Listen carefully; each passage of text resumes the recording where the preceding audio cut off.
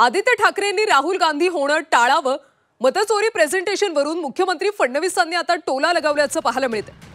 मतचोरीचं काल आदित्य ठाकरे यांनी प्रेझेंटेशन दिलं होतं। कशा पद्धतीने मुंबई आणि एकूणच देशभरात वोट चोरी केली जाते याचं सादरीकरण आदित्य ठाकरे यांनी केलं होतं आणि त्यावरून आता मुख्यमंत्री फडणवीस यांनी टोला लगावल्याचं पाहायला मिळतं। आदित्य ठाकरे यांनी राहुल गांधी होणं टाळावं असं फडणवीसांनी म्हटलंय।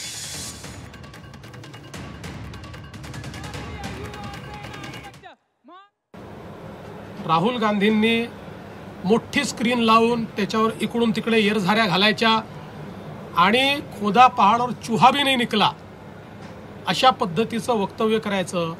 दुर्दैवाने तेच काल या ठिकाणी आदित्य ठाकरेंनी केलेलं आहे।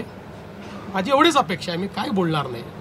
त्याची उत्तरं इलेक्शन कमिशनने दिलेली आहेत। त्या संदर्भात इलेक्शन कमिशनने चॅलेंज देऊन ते कुठलाही त्या ठिकाणी योग्य पुरावा देऊ शकले नाहीत।